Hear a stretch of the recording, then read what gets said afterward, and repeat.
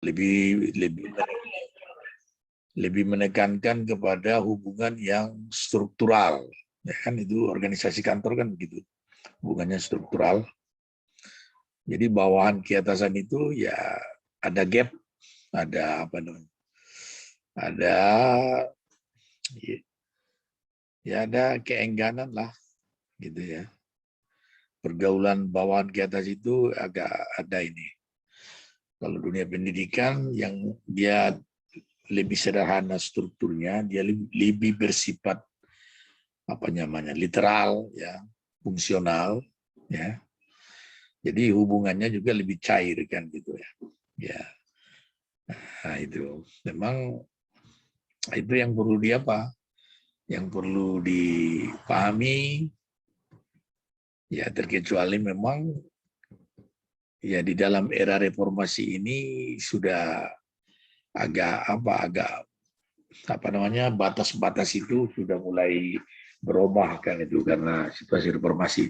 Tapi kalau kita bandingkan pada situasi Orde Baru, nah itu terasa itu kan bagaimana tingkat hubungan antara bawahan dengan atasan dalam organisasi kalau di kantor kan ya.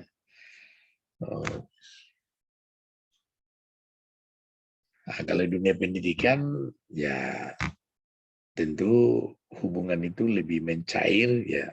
Ya, ini mungkin ya sesuai dengan sifat pendidikan ya yang lebih menekankan kepada fungsional ya. Nah, tadi ya mungkin kalau belum dikemukakan teori-teori yang terkait dengan organisasi untuk menjelaskan organisasi itu dan hubungan-hubungan yang berkembang di dalamnya, tentu bisa jadi apa, ditambah lagi bahas tentang itu kan ya. Siap bro.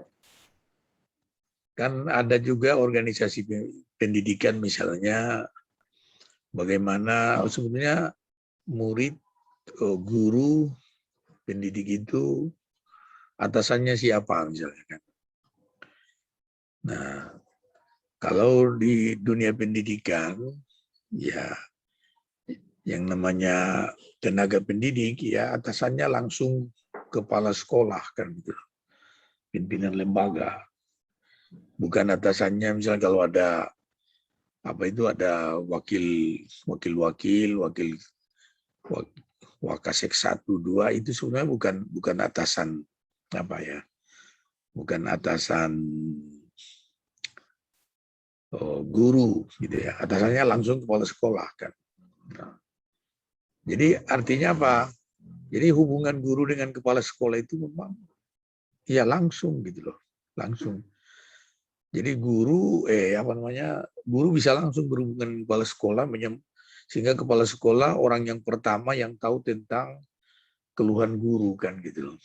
Begitu juga murid itu bisa langsung dengan kepala sekolah dia. Ya. Sehingga kepala sekolah orang pertama yang tahu tentang informasi itu. Kemudian kepala sekolah baru menyampaikan kalau bidang ini menyangkut bidang wakil kepala sekolah bidang kurikulum, baru dia minta melemparkan itu kepada wakil kepala sekolah bidang kurikulum untuk menyelesaikan persoalan itu. Jadi bukan misalnya lewat apa ya kepala sekolah menerima informasi kedua, bukan. Jadi tangan pertama yang mengetahui informasi itu ya kepala sekolah sendiri kan. Nah, berbeda kalau tafsiran dari wakil kepala sekolah ke kepala sekolah berbeda dengan kalau langsung dari guru ke kepala sekolah kan. Nah jadi itu masih sering kita lihat itu ya, dianggap kepala sekolah itu seperti apa, tidak siap gitu. Nah, setahu saya ya seperti itu, makanya hubungan antara kepala sekolah itu pimpinan dengan dosen ya apa akrab gitu loh, akrab ya, tidak ada basi-basi, mau temu dimanapun ya, tidak birokratis lah kan itu kan, hubungannya tidak birokratis itu dalam dunia pendidikan ya. Tapi kalau di kantor memang hubungannya birokratis kan. Kalau di kantor ya. Nah, itu mungkin sifat-sifat apa ini? Sifat-sifat organisasi pendidikan dan non kependidikan. Jadi kalau kita seperti Mahfud Triono ini, dia kerja di kantor bupati, ya itu lain pula suasananya kan. Itu hubungannya birokratis ya. Cuma mungkin karena bupatinya kiai, ya lain pula lagi kan, ya kan, bisa keluar dari tradisi birokrasi itu kan. Tapi memang kalau terjadi seperti itu memang seperti itu kan. Tapi meski demikian ya sangat tergantung juga apa namanya dengan pimpinannya kan, ya kan. Cuma kalau kita berangkat dari pemikiran organisasi, kalau terjadi seperti itu kan nggak apa-apa. Memang seperti itu sifatnya kan. Ya. Di era reformasi ini memang ada perubahan kan, ada perubahan apa namanya perilaku organisasi itu, sehingga hubungan orang-orang yang ada dalam organisasi juga jadi apa? Jadi berubah ya. Kemudian dari teori organisasi, nah ini kan baru kita bicara bagaimana manajemennya kan, manajemen. Ya tentu manajemen ada dalam organisasi ya. Bagaimana menggerakkan organisasi itu kan manajemen. Nah, jadi bagaimana pola manajemen yang dikembangkan ya sangat tergantung dengan lingkungan organisasi. Ya, bagaimana lingkungan organisasinya. Nah, kalau seperti masa Orde Baru kan memang betul-betul suasana di kantor itu berbeda dengan suasana reformasi ini kan. Disiplinnya begitu ketat pada masa Orde Baru kan. Kalau sekarang kan disiplinnya ya nampaknya agak lentur ya. Rapat jam 8 nanti jam 9 baru diapakan? Baru dimulai kan. Yang lambat datang ya kalau belum datang raja belum dimulai kan, itu masalahnya. Kayak semalam misalnya pembukaan Rakorda Basnas ya. Undangannya jam 7 kan. Nah, ternyata baru jam 9 dibuka kan. Coba gitu. Karena gubernur memang baru siap dibuka jam 9 itu kan itu. Nah, jadi ini sangat tergantung dengan apalah situasi di dalam organisasi itu. Nah, manajemen ya manajemen di dalam organisasi ya sangat tergantung dengan ya lingkungan organisasi ya. Manajemen ya kalau dilihat dari sisi fungsi berarti kita bisa melihat bagaimana planning, organizing, executing, controlling kan gitu. Nah, mungkin kemarin juga sudah pernah saya singgung bagaimana kalau organisasi yang bersifat transaksional itu ya, di mana pimpinan memperlakukan bawahannya itu sebagai worker, sebagai pekerja ya. Jadi bawahan kita itu diperlakukan sebagai pekerja ya. Artinya mereka hanya mengerjakan tugas-tugas dari atasan. Nah, kalau sudah tugas-tugas yang diberikan oleh atasan selesai, dilapor, nah, kemudian bawahan juga siap menunggu apalagi pekerjaan yang diberikan oleh atasan kan itu. Jadi diperlakukan sebagai worker. Nah, tapi kalau yang organisasi yang transformasional, maka fungsi-fungsi manajemen bisa berubah dari memperlakukan staf sebagai pekerja dengan memperlakukan staf itu sebagai anggota tim gitu kan. Sebagai anggota tim. Ya, kalau anggota tim berarti pimpinan juga harus memberikan, harus bisa mendorong pemberdayaan, memberikan pemberdayaan kepada para stafnya. Bagaimana staf bisa membuat perencanaan tentang pekerjaannya, bisa mengorganisasikan pekerjaannya, bisa mengontrol pekerjaannya. Nah, jadi pimpinan itu atau atasan berusaha untuk pekerja itu bisa memimpin pekerjaannya sendiri kan. Nah, sehingga dilatih juga supaya bisa membuat perencanaan. Ya, jadi planning ada yang diotonomikan kepada bawahan, begitu juga organize, controlling ada pada bawahan kan. Nah, kemudian ya bawahan juga diperkenalkan supaya memahami visi misi dari organisasi itu. Nah, sesuai dengan bidangnya, dia mengerjakan apa, bisa mengerjakan apa yang dituntut dari bidang yang dikerjakannya kan, sehingga dia mampu bekerja, ya, mampu menerjemahkan sendiri, mampu bekerja. Jadi dia tidak hanya sebagai pekerja saja di situ, ya. Nah, maka dia pun kan harus bisa melihat ke samping bagaimana temannya melaksanakan pekerjaannya, termasuk juga melihat ke atas bagaimana pimpinannya mengerjakan pekerjaannya kan gitu.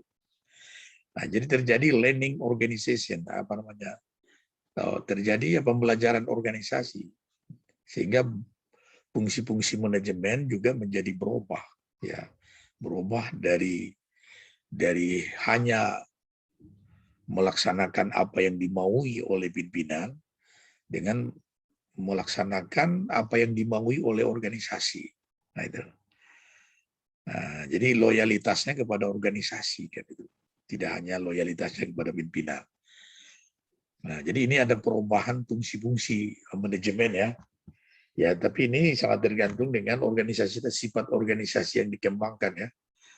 Apakah learning organization, pembelajaran dalam organisasi yang mau diciptakan, atau ya seperti dalam organisasi transaksional, ya pimpinan hanya ingin pekerja itu bisa melakukan pekerjaan sesuai yang diarahkan oleh pimpinan. Ya. Sehingga masing-masing orang tidak perlu melihat ke atas, tidak perlu melihat ke kiri, ke kanan, ke bawah. Yang penting ini ada pekerjaan dari atasan, ya diambil, dikerjakan. Nah, seperti itu. Jadi ada kalau pada learning organization, pada bentuk pembelajaran organisasi, fungsi-fungsi manajemen itu jadi tidak seperti dalam kotak-kotak ya, tapi sudah dia oval, ya sudah melingkar begitu ya. Planning, organize, controlling. Nah, itu sudah dimiliki, sudah diotonomikan kepada apa? Ya, hanya kendali saja yang dari atas ya. Kendali saja yang dari atas. Nah, ini menyangkut teori-teori organisasi, teori-teori manajemen ya, manajemen. Ya. Kemudian baru kita bicara tentang lembaga pendidikan Islam ya. Ya, lembaga pendidikan madrasah misalnya kan. Ya. Kita buat contoh madrasah, kalau teori-teori manajemen mungkin manajemen pendidikan nasional, mungkin kita bisa mengambil contoh sekolah misalnya kan. Ya, kalau kita lihat manajemen pendidikan nasional kan ada pergeseran, telah terjadi pergeseran dari pola manajemen yang sentralistik kepada pola manajemen desentralistik, otonomi ya.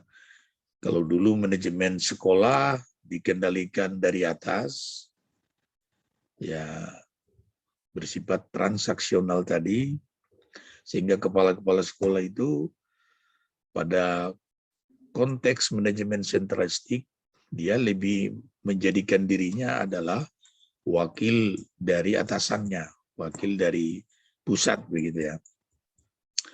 Dia tidak merefleksikan dirinya sebagai wakil dari masyarakat. Ya. Jadi asal bapak senanglah kira-kira begitu ya. Ya, gitu. Itu manajemen sentralistik begitu kan. Tapi kan sekarang sudah otonomi pendidikan.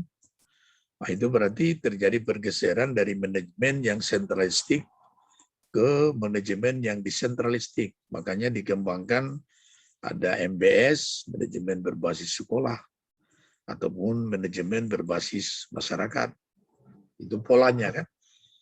Nah, bagaimana manajemen berbasis sekolah atau manajemen berbasis masyarakat menggantikan manajemen yang sentralistik. Sehingga tadi kalau kepala sekolah merasa dirinya wakil representasi dari pemerintah pusat, bagaimana di era otonomi ini dia menjadikan dirinya merepresentasi dari masyarakat lingkungan. Nah, mestinya kan ya seperti itu kan, mestinya seperti itu. Tapi ya kadang-kadang kita melihat tarik-menarik kan, tarik-menarik kepentingan antara pusat yang masih menuntut loyalitas kepala sekolah. Nah,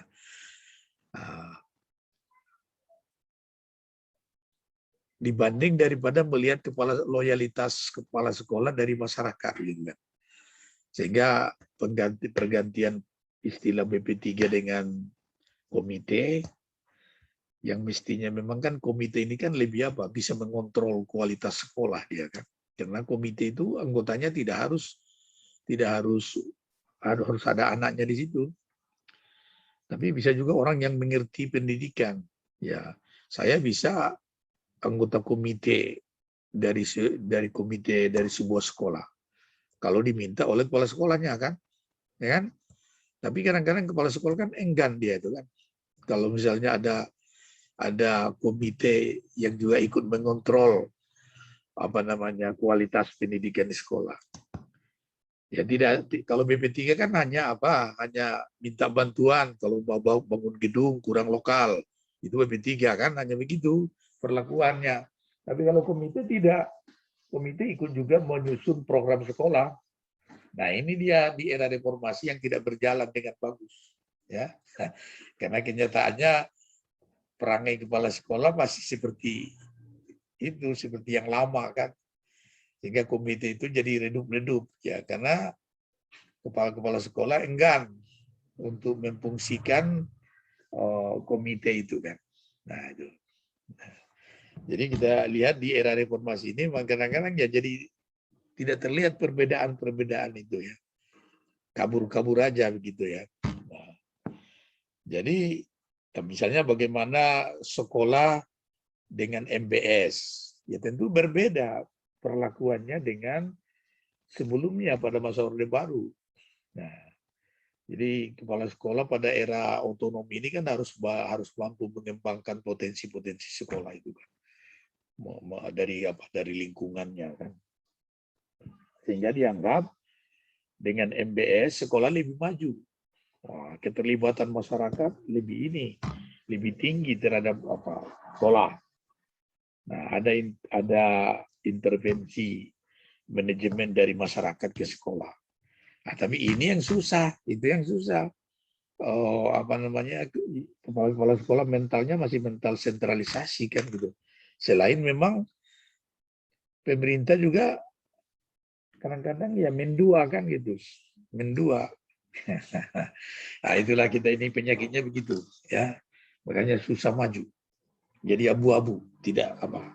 Walaupun ada konsep inovasinya, tapi implementasinya kabur-kabur ya, ada tarik menarik kepentingan.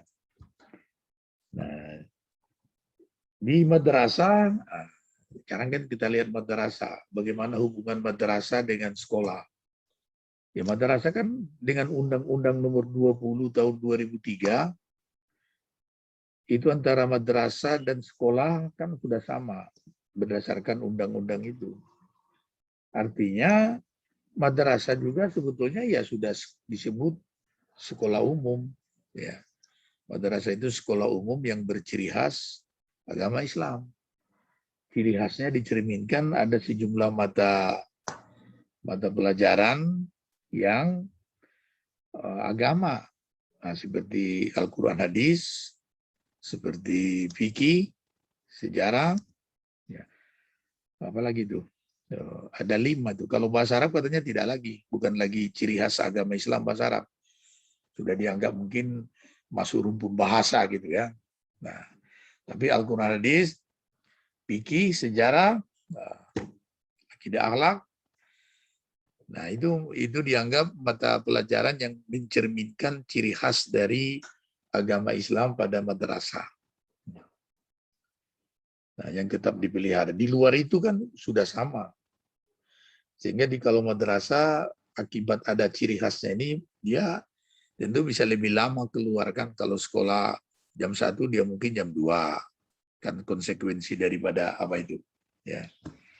Nah,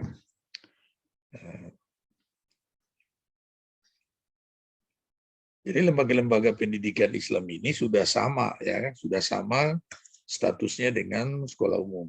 Ya. Nah, satu segi masyarakat kita juga menganggap madrasah bukan lagi tempat yang ideal untuk memperdalam agama, kan? Akibat daripada itu. Tapi di pihak lain, masyarakat kita juga menuntut supaya madrasah sama seperti sekolah umum. Lulusan madrasah diakui juga bisa diterima di mana-mana, kan. Jadi kadang-kadang memang terjadi tarik-menarik kepentingan, ya. Nah, jadi selain ada yang sama perlakuannya di madrasah dengan sekolah umum, tapi juga perlu ada kekhasan, memelihara kekhasan di madrasah itu. Sehingga budaya sekolah dengan budaya madrasah ada juga bedanya, kan gitu. Ada juga bedanya. Ya.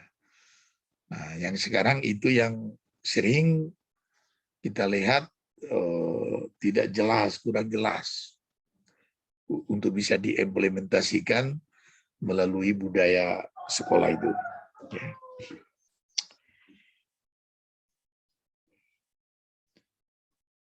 Jadi kesimpulannya bagaimana nih?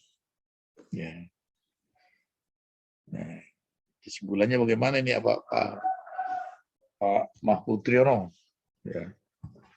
Kalau setelah kita paparkan begitu, ya, kesimpulannya bagaimana tentang apa ini?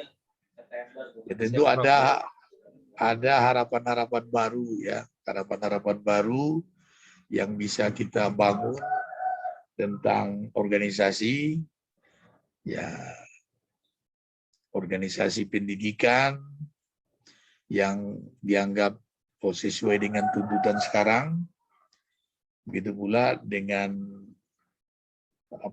dengan manajemen pendidikan, ya, nah, manajemen pendidikan dan juga lembaga-lembaga pendidikan Islam yang kita harapkan ideal untuk diapakan sekarang, ya. Ada penyesuaian lah, sehingga baik dari segi organisasi kita mempunyai pandangan yang up to date, begitu juga dengan manajemen pendidikan nasional dan juga kehadiran dari lembaga-lembaga pendidikan Islam, ya, yang sesuai dengan tuntutan sekarang. Nah, mungkin di dalam makalah belum ada tawaran itu, ya, tawaran-tawaran yang ada gagasan-gagasan barunya belum kelihatan, ya, dalam apa. Nah, belum. Nah, jadi itu perlu ya, perlu nuansa-nuansa baru yang mungkin banyak orang belum memahaminya kan. Sehingga nanti kalau ini kita membuat buku, di situ sumbangan kita di situ kan.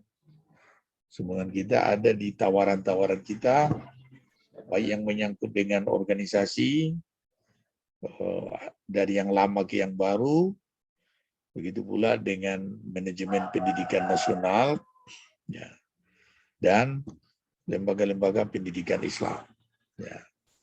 Jadi 3 variabel ini yang menjadi bahasan kita di dalam makalah ini kan.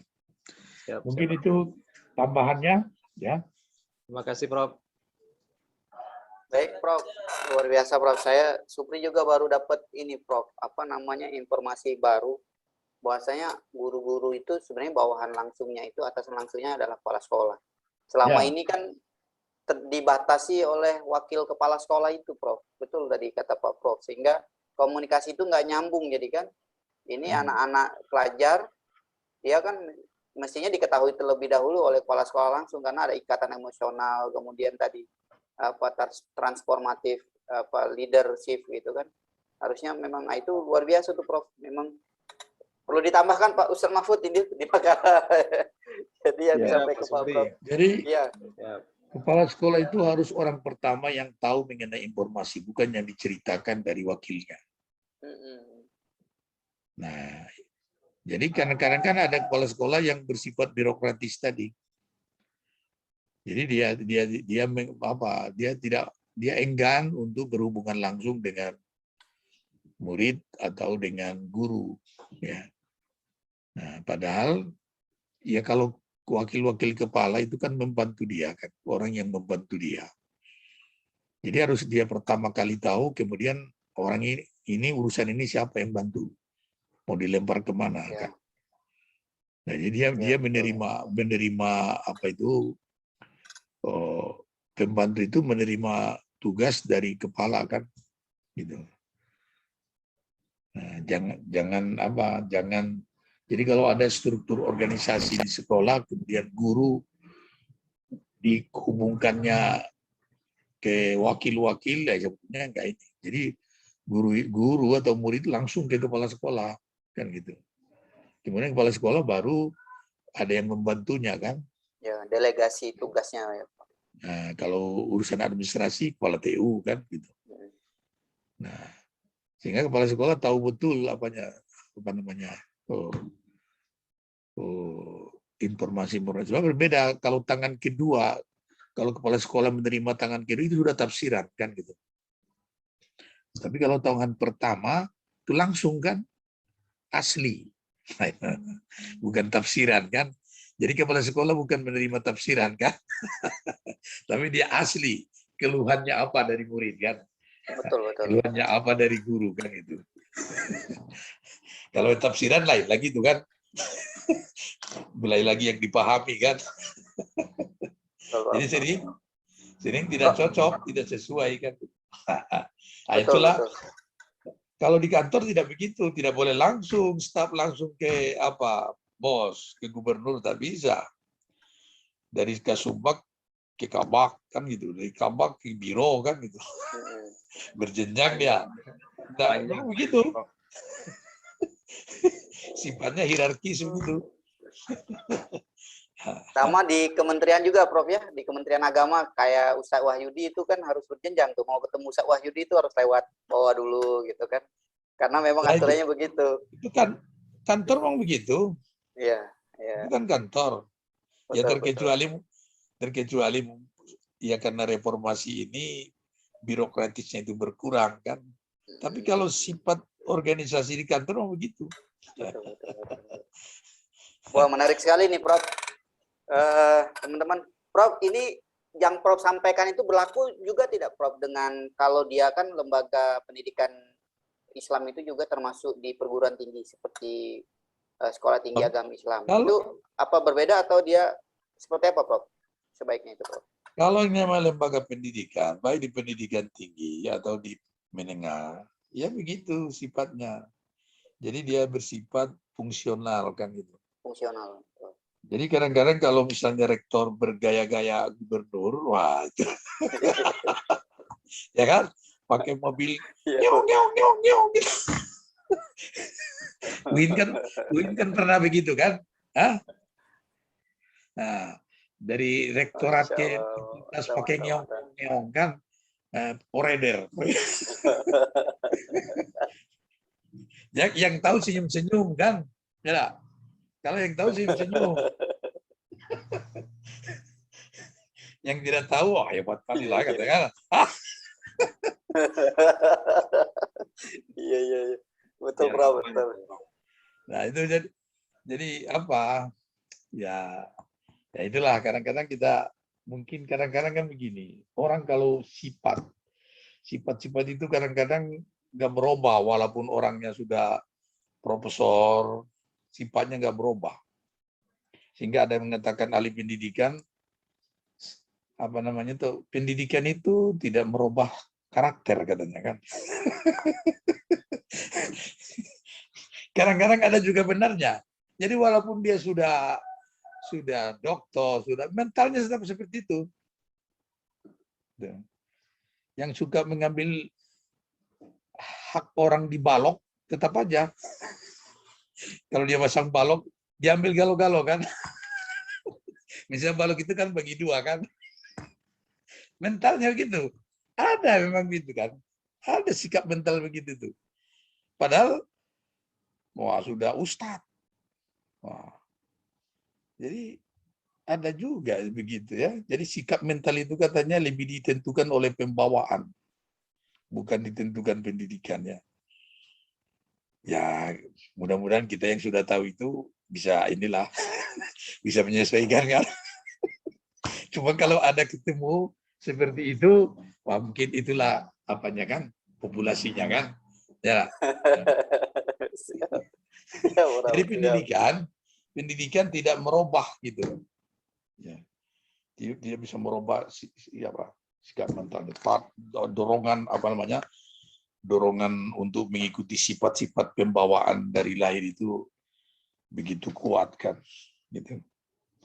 Jadi kalau ada aliran pendidikan manusia ditentukan oleh pembawaan, katanya itu mungkin. Ada manusia ditentukan oleh pendidikan, ada, ya kan? Dulu dia dulu dia nakal, sekarang sudah baik dia kan. Kesadaran itu banyak juga kan. Idealnya memang begitu. Idealnya kan pendidikan itu bisa merubah mental kan. Itu idealnya. Tapi kadang-kadang memang ada juga yang apa kan. Ya kira-kira begitulah masukannya. Baik. Ini tidak ada Terima kasih, apa Prof. ya? Tidak ada ayat-ayat Al-Quran tadi yang disebut ya. Islamnya kurang apa? Kurang terintegrasi kayaknya dalam makalah. Ada tadi. Siap, Prof. Diperbaiki, Prof. Harus ada keberanian, ya kan? Harus ada keberanian merespiritualisasi apa namanya konsep-konsep ini kan, ya kan? Nah, bicara organisasi ya masuk ayat Al-Quran dari mana yang bisa dikutip kan, ya. Jadi kita bicara organisasi terlibat juga Tuhan di situ kan itu. Siap, Prof. Dan manajemen ya kan baru sempurna kan, baru sempurna ketika Tuhan sudah ada di situ kan. Tuhan diwakili oleh ayat-ayatnya kan, ya pilih hadis-hadisnya kan begitu kan. Baik. Mungkin itu ya. Siap, Prof. Prof, sebenarnya kita masih ada satu makalah lagi, Prof. Hanya saja tadi saya mungkin kurang baik untuk membagi waktu karena mendengar apa namanya dari Prof itu nggak bisa saya potong, Prof. Ilmu Prof itu harus mengalir. jadi bagaimana kalau makalah satunya minggu depan, Prof? Jadi minggu depan jadi 2 makalah, Prof. Karena jadi kita memperdalam yang disampaikan Prof tadi. Karena mungkin teman-teman juga ingin menanyakan atau memberikan pendapat atau barangkali ada yang mau ditanyakan dengan Profesor. Kalau saya tadi sudah saya tanyakan tuh bagaimana tentang saya baru tahu hari ini ternyata guru itu atasan langsungnya adalah kepala sekolah. Itu kan ilmu yang sangat ya berguna menurut saya. Saya 41 tahun baru tahu sekarang gitu, Prof. Jadi kan ya harus berguru dulu sama profesor. Jadi kalau profesor nggak masuk, sayang kalau menurut saya rugi. Baik teman-teman sekalian, silakan kalau ada yang ingin ditanyakan ke Pak Prof. Terima kasih Pak Supri. Silakan. Karena tidak jadi tampil nih, jadi Bismillahirrahmanirrahim. Assalamualaikum warahmatullahi wabarakatuh. Salam. Pak Prof yang saya Waalaikumsalam hormati, warahmatullahi wabarakatuh. teman-teman kuliah yang saya muliakan. Mungkin dari apa yang telah disampaikan Prof dan disajikan Pak Mahfud tadi, kalau saya boleh mengambil kesimpulan, Prof. Kalau menurut kesimpulan yang bisa saya simpulkan bahwa lembaga pendidikan Islam itu pun ada dikelompokkan menjadi dua, ada yang formal dan non formal. Karena pada kontennya pendidikan lembaga pendidikan Islam dan pendidikan umum itu pada konsepnya sekarang ini kan sudah sama. Sehingga sistem manajemennya juga kita harus sama. Jadi kita harus pilihkan dengan pendidikan formal dan non formalnya itu mungkin Prof. Mungkin itu Prof bagi saya. Kemudian yang kedua, kebetulan saya kan kepala sekolah Prof. Jadi dari masukan-masukan itu syukur alhamdulillah memang selama ini Prof saya selaku kepala sekolah saya berorientasi bahwa kepala sekolah itu adalah pelayan yang paling tinggi Prof. Karena apa? Keberhasilan suatu pendidikan itu kalau kita tidak melayani kepada mulai dari tukang sapu sampai ke gurunya, saya rasa sulit untuk mengaplikasikan. Jadi yang selama ini saya terapkan kalau saya bahwa kita itu adalah pelayan. Jadi kita tidak ada batas dengan guru, dengan siswa, dengan orang tua siswa, selalu berkomunikasi. Sehingga dalam pendidikannya kita lebih senang membaur kadang dengan siswa, kadang dengan gurunya.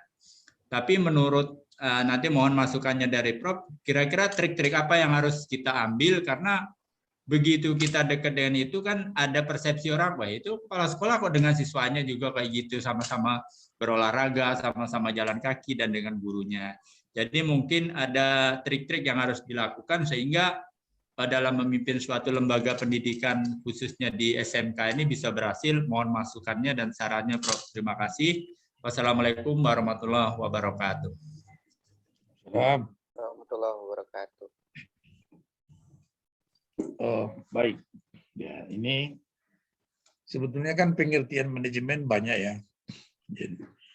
Jadi termasuk manajemen itu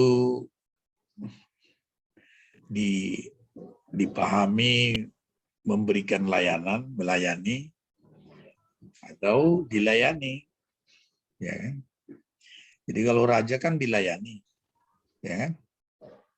Kalau dia memang naik dirinya raja, wah dia dilayani kan itu. Bukan melayani. Nah ini yang rusak itu. Itu yang rusak.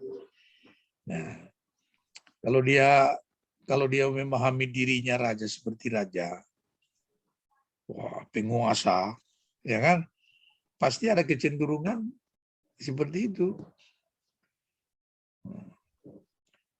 Padahal kalau dalam bahasa ilmu manajemen yang modern lah, ya manajemen itu melayani, memberi layanan kan. Jadi ya kalau kepala sekolah itu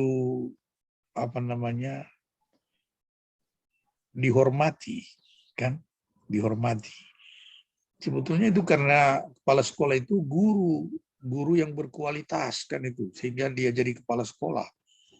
Nah, ini kadang-kadang kan yang rusak itu KKN, mengangkat kepala sekolah karena KKN, ini yang rusak itu kan, karena ada hubungan keluarga dengan kepala dinas misalnya kan, bukan karena dia berprestasi sebagai guru. Makanya manajemen pendidikan rusak gara-gara itu.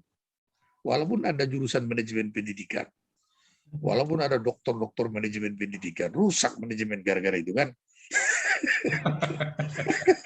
Siapa yang rusak? Yang rusak itu orang-orang apa? Mestinya kan siapa yang berprestasi jadi guru kan itu. Wah, dia jadi model jadi guru. Dia jadi kepala sekolah. Ya kan? Jadi kepala-kepala sekolah itu memang guru-guru terbaik gitu. Nah, sekarang bagaimana kita mau jadi guru terbaik kalau toh yang diberi penghargaan itu orang-orang yang angkat-angkat telur kan gitu, kasarnya kan begitu. Ya, siapa yang pintar menjilat-jilat, nah dia yang jadi apa kan? Betul Prof itu Prof. Nah ya betul itu, kalau nggak betul masa saya sampaikan kan? Karena kita ini kan ya kuliah kan supaya kita tahu kan. Ya, cuma kadang-kadang kan kita memang tidak kuasa, ya kan? Tidak kuasa untuk apa itu, untuk melakukan, untuk merubah itu kan? Ya, karena kita bukan penguasa. Kalau penguasa kan merubah, ya kan? Kalau dia bupati, dia punya idealisme, ya bisa tuh, ya kan? Merubah itu semua itu kan? Tapi kalau bupati tidak punya idealisme, ya berkembang itu apa itu virus-virus kan? Nah, jadi itu sebenarnya kan kepala sekolah itu kan guru, termasuk kalau di perguruan tinggi rektor gitu kan. Coba kita lihat apakah apa namanya pimpinan-pimpinan itu tenaga pengajar yang bagus begitu, yang punya nama lah, yang diakui. Kan tidak juga kan? Ya betul Prof, betul sekali itu. Nah, itulah yang menjadi virusnya itu kan. Nah, tapi kalau ya apa namanya guru-guru terbaik yang sukses membelajarkan muridnya, yang bisa buat muridnya pintar, itu yang jadi kepala sekolah. Nah, itu kan berubah apanya kan? Ya sehingga guru-guru juga kalau ingin jadi kepala sekolah harus rajin kan gitu loh. Harus bisa mengalahkan apa namanya kebaikan kepala sekolah itu kan gitu. Nah, jadi manajemen pendidikan kita itu rusak gara-gara itu, ya, gara-gara rekrutmen kepala sekolah itu tidak sesuai kan, tidak sesuai dengan harapan. Nah, memang apa ada tugas lain dari kepala sekolah kan? Kalau kepala sekolah kan, ya dia memang asalnya guru. Maksudnya kalau dia kepala sekolah guru, dia lebih dekat ke guru kan gitu loh. Selalu dekat ke guru kan gitu loh. Dia paham betul persoalan guru kan. Ini banyak kepala sekolah, kalau jadi kepala sekolah lebih dekat kepada administrasi. Ya kan? Ya, betul Prof, betul. Sudah rapat manjang dia kan? Ya. Nah, ini jadi keguruannya itu hilang malah kan. Nah, padahal tugas utama pendidikan adalah tugas utama sekolah itu kan melaksanakan pendidikan pengajaran. Maka sekarang ini Merdeka Belajar dari Nadiem Makarim kan ingin membebaskan guru dari administrasi kan gitu. Selama ini dibebani, guru-guru dibebani dengan administrasi kan. Sekarang membuat apa SAP satu lembar aja, ngapain banyak-banyak kan? Wah itu kan apa itu? Bagus itu. Daripada 14 lembar kan, ya, rumit. Jadi guru itu jangan terlalu dibebani dengan tugas-tugas administrasi. Tugas-tugas administrasi itu kan sudah ada orang karyawan itu mengerjakan itu kan, karyawan yang mengerjakan itu. Nah, jadi apa namanya kepala sekolah memang harus mulainya sairul kaum khodimuhum kan itu. Jadi pemimpin kaum itu pelayan, ya pelayan untuk kaum itu. Jadi kalau kepala sekolah dihormati karena dia guru yang berprestasi, itu. Saya dulu direktur pasar begitu juga, saya paham itu kan. Ya, jadi kita melayani memang, melayani. Tapi melayani kepentingan belajar, ya kan. Kepentingan belajar itu yang kita layani. Kalau di luar itu enggak kan. Kita mau mengalah. Dulu setiap semester ada dosen tamu. Mobil saya, mobil direktur yang apa kan. Saya ke rumah pakai apa? Ya harus ini mengutamakan apa? Mengutamakan dosen tamu misalnya, karena kita apa itu perlu sekali untuk mahasiswa kan. Tapi setelah saya tidak direktur, nampaknya dosen-dosen tamu itu sudah berkurang kan. Nah Ini salah satu contoh kan, ya kan? Nah, mobil direktur pasca itu bukan digunakan menjemput tamu lagi kan? Wah, jadi, nah itu saya bilang apa namanya ya contoh-contoh kan.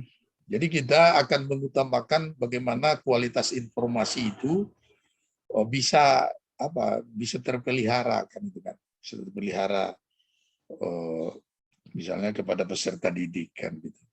Nah, kita mengalahkan kepentingan kita walaupun kita direktur kan, ya, nah, walaupun kita pimpinan kepala sekolah, tapi untuk kepentingan itu kita mengalah. Nah, kan, tapi jarang orang begitu kan, jarang orang begitu. Nah, jadi ya intinya kalau ingin maju memang kalau kita kepemimpinan di bidang kepemimpinan pendidikan ini harus apa?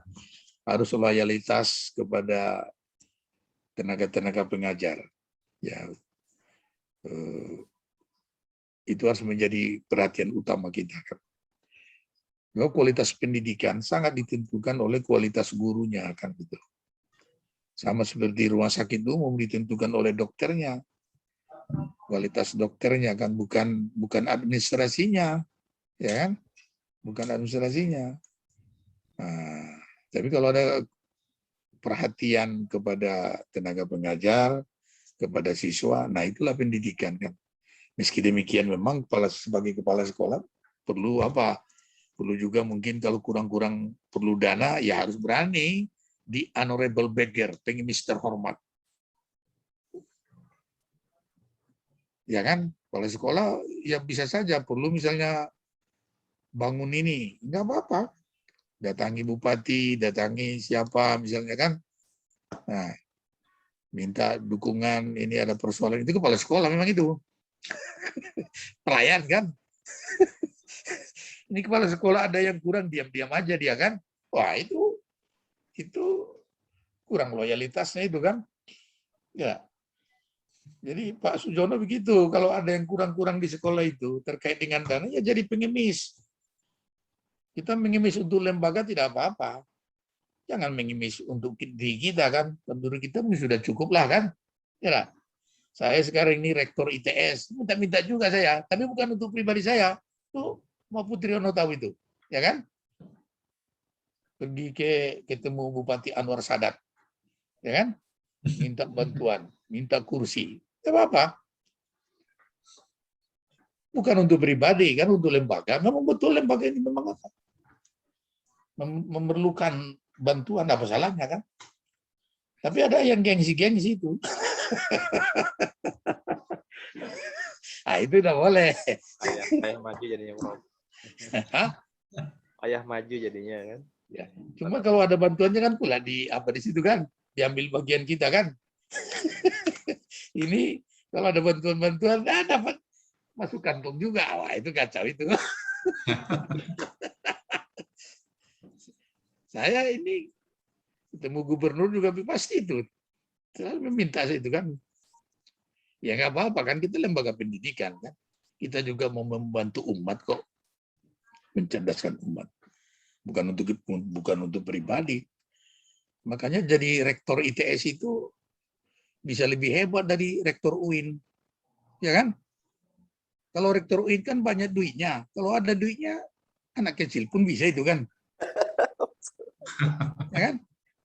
Kalau rektor ITS tidak ada duitnya, tidak ada fasilitasnya. Kita bisa memimpin itu kan. Hebatlah itu kan. Sedikit demi sedikit meningkatlah kan. Ya. Nah, jadi saya tidak merasa gentar itu dengan rektor Unja, rektor UIN kan. Ya itu ada duitnya, banyak duitnya di situ kan. Ya kalau ada duitnya gampang lah. Ya. Tapi menjadi pemimpin dari yang tidak ada duit, wah itu tidak semua orang bisa itu kan. Kalau bisa hebat itu. Wah. Nah, begitu Pak Sudono ya. Ya, siap-siap, Prof. Terima kasih, Prof. Ya, jadi jelas apa namanya? Ya kepala sekolah itu kan tidak bisa hanya tekstual, harus kontekstual juga kan. Makanya kalau jadi kepala sekolah nakal-nakal dikit, ya. Kalau nggak nakal-nakal dikit Pak ya nanti kan bisa anak buah menderita itu kan. Ya manajer Kalau itu, hah? bahasa para presnya itu harus kreatif, Prof. Ya. Ya, soalnya kalau ya memang begitu manajemen itu harus ada nakal-nakalnya dikit. Nakal-nakal bukan kejahatan ya kan. Nakal-nakalnya dikit. Coba kalau dia lurus-lurus nanti bisa anak buah di belakang apa kan menderita. Ya. Bagaimana maksud? Ya, ya pemimpin itu memang harus apa? Ya tidak bisa seperti dosen aja atau tenaga pengajar lurus-lurus, tidak bisa. Sebab apa namanya ada yang mau kita perjuangkan gitu loh, kesejahteraan anak buah, ya kan? Kalau kita katakan apa namanya atau kita sederhana saja misalnya, loh bisa anak buah nggak dapat apa-apa kan itu, hingga berbohong dikit anak buah sebelumnya ada dibilang tidak ada kan. Kira-kira begitu, paham lah maksudnya ya? Itu manajer harus begitu, tapi untuk anak buah ya untuk kepentingan yang kita pimpin kan. Kalau kita sederhana kayak Pak Husin Ritonga misalnya kan, wah payah itu, ya kan? Kita bisa gigit jari tuh, Pak jangan, ya kan? Harus. Nah inilah entah bagaimana itu menerjemahkannya ya, bukan untuk kepentingan kita enggak, tapi untuk kepentingan orang-orang yang kita pimpin kan. Sehingga kita melakukan apa kebijakan-kebijakan atau apa yang sifatnya memang mau apa untuk kepentingan itu kan. Nah, itu yang semasukan nakal dikit itu ya, nakal. Jadi kalau pemimpin ada nakalnya dikit, bagus itu. Tapi nakalnya untuk yang lain. Untuk orang-orang yang di sana, ya kan? Ya kan? Nah, makanya jadi ya nggak tahu saya kalau Bupati Tanjak Barat ada nakalnya kan setelah jadi apa ini bupati. Tapi kalau ada nakal jadi bupati bagus itu untuk membantu membangun apa Tanjak Barat kan. Siap. Kalau tidak nanti apa itu susah itu kita nggak dapat ini dengan bupati kita ini kan. Tidak berubah pembangunan ini katanya kan. Masih lebih hebat Saprial katanya kan. Wah. Maksud saya seperti itu ya. Bukan berarti kita mau mengajak berdosa ya kan. Tapi memang pemimpin, kepala sekolah ya harus punya akal lebih lah gitu lah. Ya. Karena dana itu terbatas. Ya. Dana itu terbatas kalau hanya mengandalkan itu, apalagi orang berebut-rebut soal dana itu kan harus punya ini macam-macam ya kan. Bagaimana supaya dapat dana? Tapi dapat dana itu untuk pembangunan kan itu loh. Kalau tidak kalah saing terus kan. Orang berusaha kalah kita kan. Nah ini menurut saya kalau lurus-lurus saja tidak bisa itu ya. Harus ada apanya lah, nakal-nakalnya lah, bukan jajannya, nakal-nakalnya kan, supaya dapat itu tadi ya. Kalau nggak bisa nakal-nakal nggak usah lah jadi kepala sekolah ya, jadi guru aja lah. Ya Pak Sudarno ya. Ya terima kasih Prof. Nggak apa-apa itu nakal-nakal dengan Bupati Muara Jambi kan ya. Yang ada bilang tak ada kan.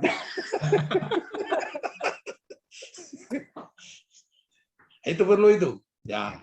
Itu memang dalam konteks, makanya dalam manajemen ini ya seperti itu apanya. Ya. Coba perhatikanlah. Enak kalau manajer itu ada nakal-nakalnya kan daripada lurus-lurus saja. Lebih enak manajer kita nakal-nakal, tapi nakalnya bukan untuk kita, untuk menolong kita. Kitabnya seperti itu, ya.